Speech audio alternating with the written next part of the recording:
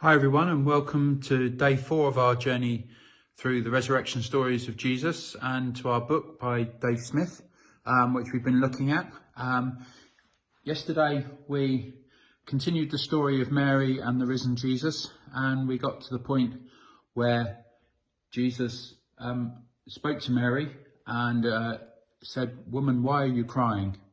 And she replied to him, thinking he was the gardener, "Where have you laid him, so that I may go and get him?" And we looked at how painful that can be when even Jesus can be in our midst and we can't quite see him. And we're going to continue this passage of John chapter 20, verse 15 and 16, because we come now to the high point of what we're talking about, and this incredible claim that the resurrection changes absolutely everything. Because what happens next is, in verse 16, Jesus turns to Mary and calls her simply Mary. One word. Not hi or surprise, but Mary. And interestingly, he doesn't say Mary of Mary Magdalene or Mary of Magdala, in other words, referring to her past. He simply calls her Mary, calling her into her future. So it's an incredible scene, very beautiful, very intimate, but actually it's absolutely mind-blowing, because if we reflect on this and then enable it to be, I suppose, a springboard or a hyperdrive into what it can mean, then the implications are absolutely huge. Dave Smith in his book makes the important link that really it was not just the physical seeing of the risen Jesus that changed Mary's heart and mind, it was hearing her name. And biblically, that reminds us in scripture of John chapter 10, where Jesus describes himself as the good shepherd, that I am the good shepherd, I know my sheep and my sheep know me.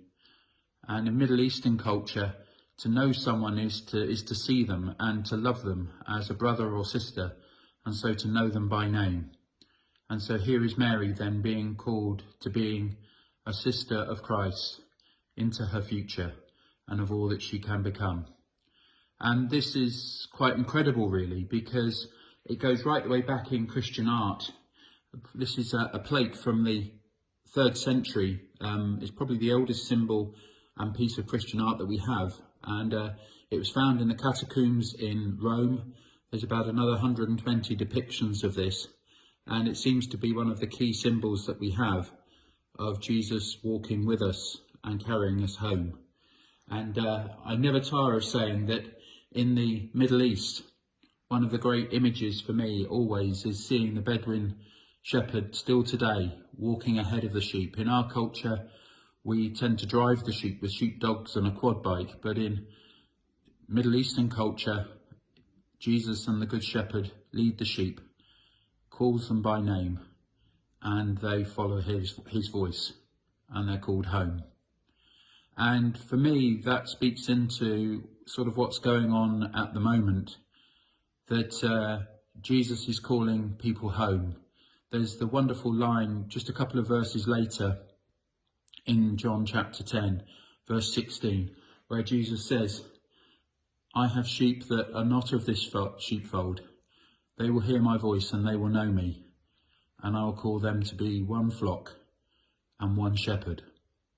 And I just got this image in my head of all those bedsides, or in both hospitals, in care homes in this country and indeed throughout the world, where one of the most painful things is where the loved ones of many people aren't allowed in or can't get in to actually hold the hand of their loved one and say goodbye. It must be so incredibly painful.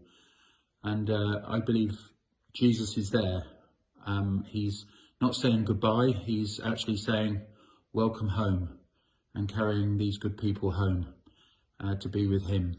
And I think that for me is just one of the most beautiful things that we can discover through the power of the resurrection, that here is the one who has known us and will love us, has seen us, and indeed knows each and every person in humanity by name, and calls them home into the future, not just in death, but also in this life, of who we can truly be.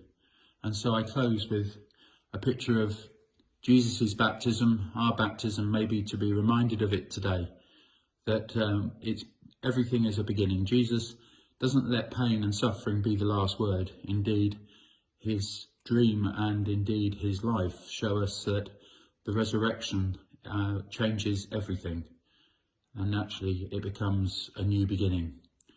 So I pray that you have a good rest of the day. I hope some of these talks are helpful, and we'll continue to journey through this wonderful story of the meeting of Jesus and Mary, but it's also our story too. So yeah, thank you for listening, and look forward to seeing you again tomorrow. Much to think about. God bless. Bye for now.